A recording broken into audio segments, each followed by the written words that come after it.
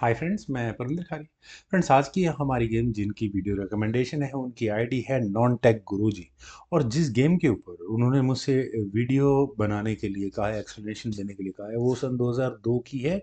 Netherlands में खेली गई थी। रुड जेनसन, ये भी डच खिलाड़ी हैं, और इनके सामने इवान सोकोलोव ब्लैक पीसेस के साथ। तो रुड जेनसिन ने या जेनसन ने D4 के साथ शुरू किया। D5 का रेस्पॉन्स यहाँ इवान सोकोलोव का आया।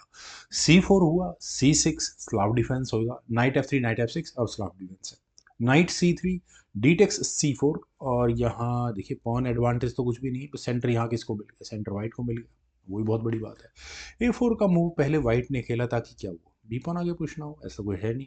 खैर B5 आया पहले यहाँ पर मूव, देन हुआ knight E5, knight B goes to D7, then knight takes C4, pawn exchange complete हुआ, नाइट B6 दोबारा यहाँ नाइट एक्शंस की बात हो रही है। नाइट E5 नहीं करने हैं, A5 पहले यहाँ पर ब्लैक ने चला, देन हुआ F3। और फ्रेंड्स, ये मूव थोड़ा अनयूजुअल है। अब यहाँ किस तरह की एक्सपेक्टेशंस की जाती है, नॉर्मली इस F1 को आगे पुश तो नहीं किया जाता। नाइट कहीं ना कहीं हट के कुछ ना कुछ प्रॉब्लम जब आएंगी आएंगी, कोई बात नहीं। Knight attack goes to D7, knight action asking है, लेकिन उससे पहले खेला गया E4, बिशप पर अटैक, बिशप गया यहाँ से G6 स्क्वायर पर। और मेरे ख्याल से जब आपने इतना काम कर लिया तो बिशप को एलिमिनेट करवा देना चाहिए था।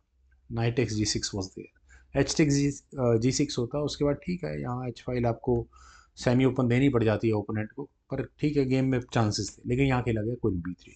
क्वीन के B3 स्क्वायर पर आने के बाद फ्रेंड्स इमीजिएटली क्या थ्रेट है, ऐसा कुछ लगा नहीं मुझे।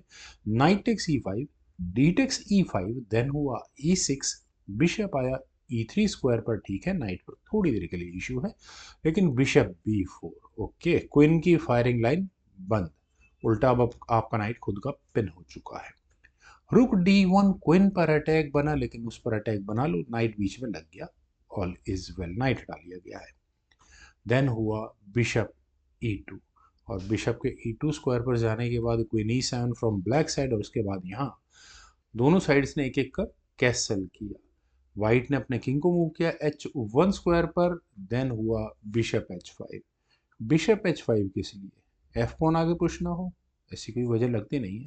खैर बिशप G5, क्वीन पर अटैक है, क्वीन पर अटैक है या बिशप सेक्रीफाइस कहेंगे या मेटीरियल एक्शंस कहेंगे, कैसे, क्योंकि रुक का अटैक यहाँ नाइट तक जा रहा है। एक्सेप्ट किया यहाँ पर सोकोलोव ने। Queen takes G5, rook takes D7। देखिए दोनों खिलाड़ियों को अपने अपने एडवांटेजेस क्या है। रुक यहाँ 7th रैंक में पहुंच गया है फॉर वाइट, क्वीन बिल्कुल एग्रेसिव पोजीशन पर आ चुकी है फॉर ब्लैक।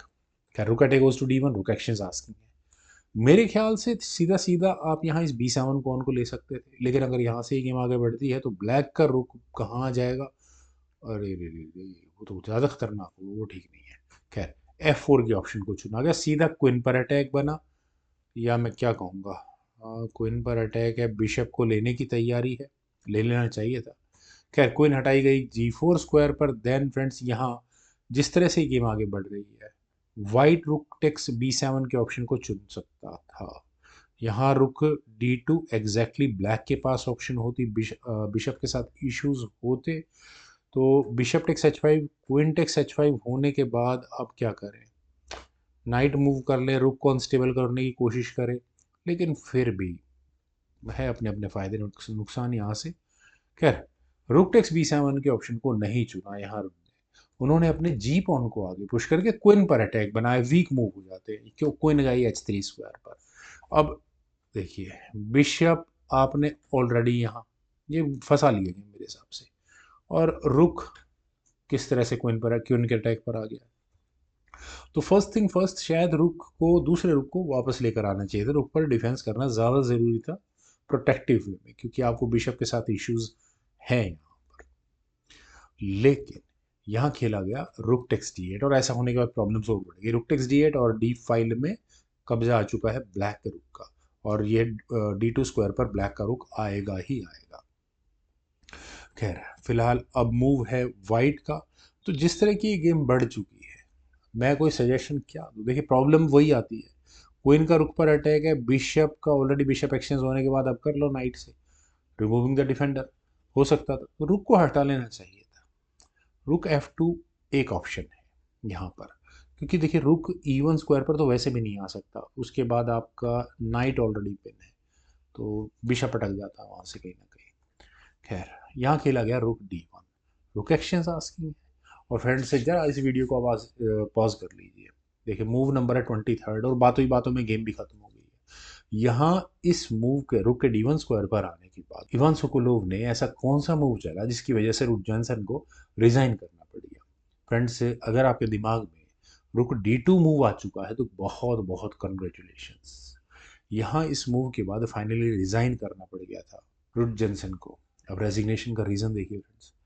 आप अगर यहाँ, चलिए पहले एक एक करके दिखा देता हूँ। रुक टेक्स D2 के लिए जाते हैं, रुक सैक्रिफाइस है उसे एक्सेप्ट कर लेते हैं। अगले मूव में वाइट भी यहाँ चेकमेट की थ्रेट दे रहा होगा, लेकिन बिशप F3 चेक होगा और यहाँ ये मूव डेडली है, क्योंकि आपको किसी भी तरह से बिशप का डिफेंस हटाना है इस F1 स्क्वायर की डिफेंस से। मतलब बिशप टेक्स F3 किया तो क्वीन F1 चेक और वो मेट होगी। और अगर यहाँ इस पॉइंट पर किंग मूव किया इस चेक से बचने के लिए तो क्वीन G2 चेक और वो मेट होगी। तो गेम तो फंसा दिया पूरी तरह से।